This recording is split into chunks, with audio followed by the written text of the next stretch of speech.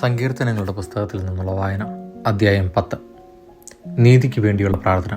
കർത്താവേ, എന്തുകൊണ്ടാണ് അവിടുന്ന് അകന്നു നിൽക്കുന്നത്? ഞങ്ങളുടെ കഷ്ടകാലത്ത് അവിടുന്ന് മറഞ്ഞിരിക്കുന്നതെന്ത്?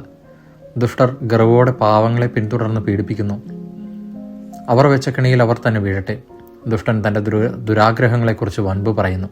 അത്യാഗ്രഹി കർത്താവിനെ ശപിച്ചു തള്ളുന്നു. ദുഷ്ടൻ തൻ്റെ അഹങ്കാരത്താൽ അവിടുത്തെ അന്വേഷിക്കുന്നില്ല. ദൈവമില്ല എന്നാണ് അവൻ്റെ വിചാരം. അവൻ്റെ മാർഗങ്ങൾ എപ്പോഴും വിജയിക്കുന്നു. അവൻ്റെ ന്യായവിധി അവന് കണ്ണെത്താത്ത വിധം ഉയരത്തിലാണ്. അവൻ തൻ്റെ ശത്രുക്കളെ പുച്ഛിച്ചു തള്ളുന്നു. ഞാൻ കുലുങ്ങുകയില്ല, ഒരു കാലത്തും എനിക്ക് അനർത്ഥമുണ്ടാവുകയില്ല എന്നവൻ ചിന്തിക്കുന്നു. അവൻ്റെ വായ് ശാപവും വഞ്ചനയും ഭീഷണിയും കൊണ്ട് നിറഞ്ഞിരിക്കുന്നു.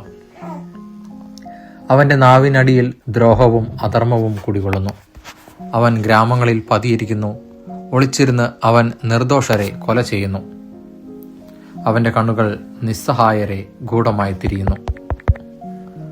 പാവങ്ങളെ പിടിക്കാൻ അവൻ സിംഹത്തെ പോലെ പതിയിരിക്കുന്നു. പാവങ്ങളെ വലയിൽ കുടുക്കി അവൻ പിടിയിൽ അമർത്തുന്നു. നിസ്സഹായകൻ ഞെരിഞ്ഞമർന്നു പോകുന്നു. ദുഷ്ടന്റെ ശക്തിയാൽ അവൻ നിലം പതിക്കുന്നു. ദൈവം മറന്നിരിക്കുന്നു. അവിടുന്ന് മുഖം മറച്ചിരിക്കുകയാണ്. അവിടുന്ന് ഒരിക്കലും അത് കാണുകയില്ല എന്ന് ദുഷ്ടൻ വിചാരിക്കുന്നു. കർത്താവെ, ഉണരണമേ. ദൈവമേ, അവിടുന്ന് കരം ഉയർത്തണമേ. പീഡിതരെ മറക്കരുതേ. ദുഷ്ടൻ ദൈവത്തെ നിഷേധിക്കുന്നതും അവിടുന്ന് കണക്ക് ചോദിക്കുകയില്ലെന്ന് ഹൃദയത്തിൽ മന്ത്രിക്കുന്നതും എന്തുകൊണ്ട്? അങ്ങ് കാണുന്നുണ്ട്. കഷ്ടപ്പാടുകളും ക്ലേശങ്ങളും അങ്ങ് തീർച്ചയായും കാണുന്നുണ്ട്. അങ്ങ് അവ ഏറ്റെടുക്കും. നിസ്സഹായകൻ തന്നെ അങ്ങേക്ക് സമർപ്പിക്കുന്നു. അനാഥന് അവിടുന്ന് സഹായകനാണല്ലോ. ദുഷ്ടന്റെയും അധർമ്മിയുടെയും ഭുജം തകർക്കണമേ. ദുഷ്ടതയ്ക്ക് അറുതി വരുന്നതുവരെ അത് തിരഞ്ഞ് നശിപ്പിക്കണമേ. കർത്താവ് എന്നേക്കും രാജാവാണ്. ജനതകൾ അവിടുത്തെ ദേശത്ത് നിന്ന് അറ്റുപോകും. കർത്താവെ, എളിയവരുടെ അഭിലാഷം അവിടുന്ന് നിറവേറ്റും. അവരുടെ ഹൃദയത്തിന് ധൈര്യം പകരും. അവിടുന്ന് അവർക്ക് ചെവി കൊടുക്കും. അനാഥർക്കും പീഡിതർക്കും അങ്ങ് നീതി നടത്തിക്കൊടുക്കും. മണ്ണിൽ നിന്നുള്ള മനുഷ്യൻ ഇനിമേൽ അവരെ ഭീഷണിപ്പെടുത്തുകയില്ല. അധ്യായം 11. നീതിമാന്റെ ആശ്രയം. ഞാൻ കർത്താവിൽ അഭയം തേടുന്നു. പക്ഷിയെപ്പോലെ പർവ്വതങ്ങളിൽ പോയി ഒളിക്കുക എന്ന് നിങ്ങൾ എന്നോട് എങ്ങനെ പറയാൻ കഴിയും?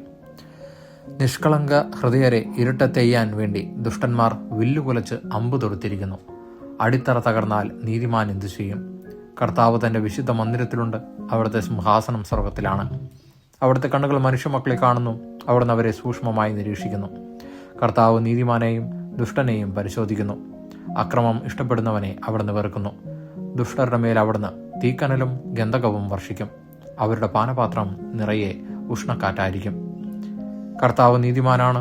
അവിടുന്ന് നീതിയുക്തമായ പ്രവൃത്തികൾ ഇഷ്ടപ്പെടുന്നു. പരമാർത്ഥ ഹൃദയർ അവിടുത്തെ മുഖം ദർശിക്കും. ദൈവവചനമാണ് നാം കേട്ടത്.